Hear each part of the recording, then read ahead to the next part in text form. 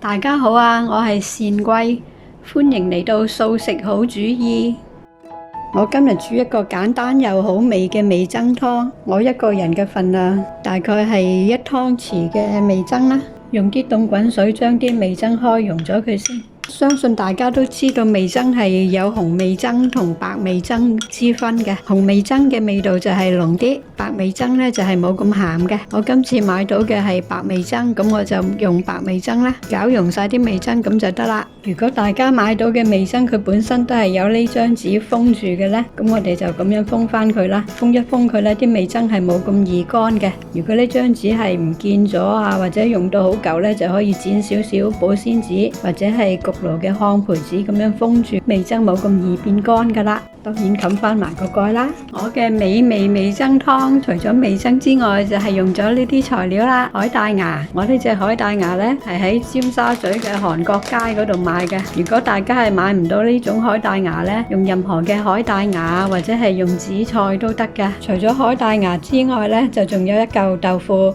我今次係用咗呢種潮州豆腐乾，雖然佢叫做豆腐乾，但係食落口都係好有彈性，同埋都幾嫩滑下㗎，豆味亦都係香啲濃啲添。各位如果係想食好滑捋捋嘅豆腐呢，就可以用盒裝嗰隻豆腐啦。陣間將嚿豆腐切成粒粒咁就得㗎啦。仲有我好中意食嘅秀珍菇，但我就唔食呢個病嘅，我陣間係會切咗佢去。咁樣各位呢係想保留佢亦都得㗎，或者用其他嘅菇類亦都得。仲有一個番茄啦，番茄陣間又係將佢切開幾份。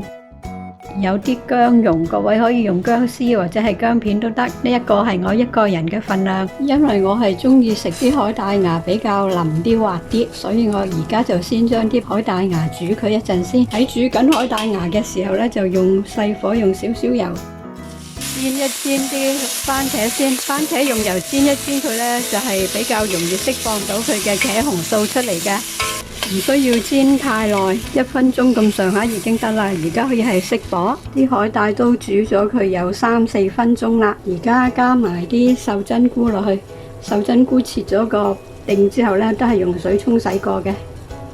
再加埋已經係洗過同埋切開一粒粒嘅豆腐粒落去啦。咁跟住我哋加埋頭先煎過嘅番茄，稍為煮佢2分鐘添啦。加埋啲味噌落嚟。攪勻下佢，咁我已經可以係熄火㗎啦。試下味，如果覺得唔夠味呢，就自己加少少鹽啦。加返2滴麻油先。非常的肚餓，飲啖湯先。好美味嘅味噌湯，番茄豆腐味噌湯，自己煮嘅飯餸一定係覺得好味嘅。希望各位喜歡今日嘅番茄豆腐味噌湯啦。我繼續食嘢啦，下次再見，拜拜。